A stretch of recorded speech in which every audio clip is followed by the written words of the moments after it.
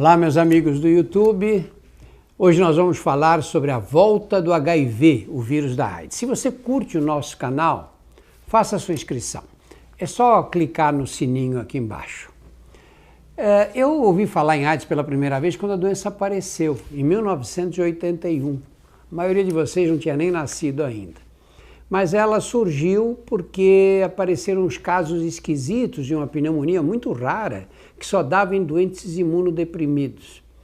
E, ao mesmo tempo, esses casos foram apresentados num congresso em Nova York. E, ao mesmo tempo, apareceram casos de sarcoma de Kaposi, que é um tipo de tumor que dá manchas na pele, que era muito raro, que em geral aparecia em pessoas de idade, especialmente da região do Mediterrâneo, e concentrados nas pernas, era a maioria dos casos. E esses doentes apresentavam sarcoma de Kaposi pelo corpo inteiro. Tanto esses como aqueles com pneumonia, com essa pneumonia especial, eram doentes curiosamente jovens e homossexuais. E aí se começou a suspeitar que houvesse algum agente infeccioso, que não se sabia qual era, sendo disseminado nas comunidades gays das principais cidades americanas. Rapidamente se verificou que a doença não era exclusiva dos gays, apareceu entre pessoas que usavam drogas injetáveis e apareceu na África, no Haiti especialmente também, porque do Haiti muitos levaram a epidemia para os Estados Unidos e se verificou que nós estávamos diante de uma pandemia, isto é, uma epidemia mundial. Os primeiros casos no Brasil aconteceram também, 81, 82, eu fui um dos que tratou dos primeiros doentes e nós vimos uma doença avassaladora, porque as pessoas adquiriam o vírus, passavam aí 8, 10 anos vivendo normalmente sem saber que albergava o vírus na sua corrente sanguínea, nos órgãos internos, e de repente começavam a ter infecções. E essas infecções iam se repetindo uma atrás das outras, e nós chegamos a uma situação de que os doentes ficavam emagrecidos, com uma aparência de doença muito grave e, inevitavelmente, faleciam da doença. Então, o diagnóstico de AIDS, na verdade, naquele tempo, era uma sentença de morte, praticamente. Muito bem. Rapidamente, o laboratório do Dr. Robert Gallo, nos Estados Unidos, e o laboratório do Luc Montagnier, na França, descobriram o vírus e criaram um teste. E o teste foi um grande avanço, porque você já sabia identificar aqueles que aqueles que estavam infectados. E com isso evitar que eles doassem sangue, que esse sangue disseminasse a doença, como aconteceu muitas vezes naquela época. E em 1985 surgiu o primeiro remédio contra a AIDS, que era o AZT. Então vocês vejam, em 81 surgiu a doença, em 85 já havia um teste e um remédio, um medicamento contra a AIDS, mas o impacto do AZT foi pequeno.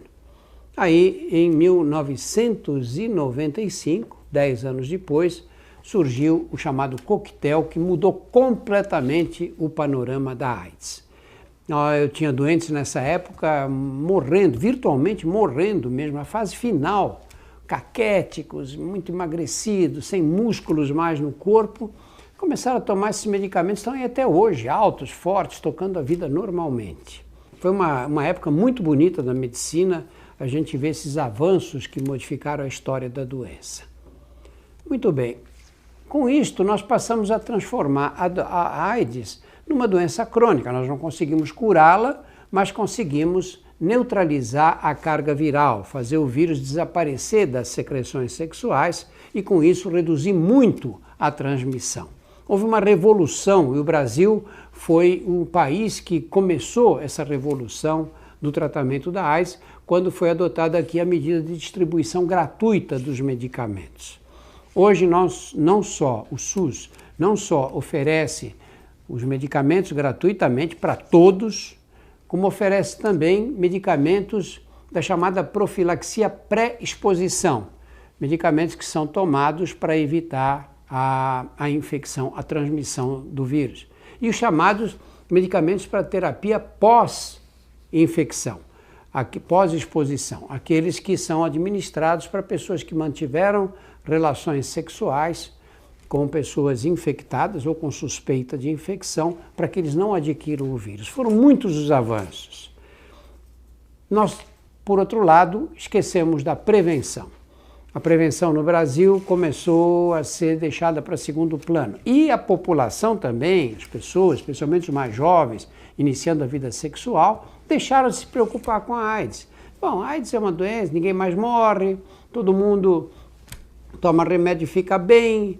E aí perderam o respeito e o medo da doença. Na verdade, muitos morrem ainda. O Brasil perde mais ou menos 11 mil pessoas, apesar da disponibilidade dos medicamentos.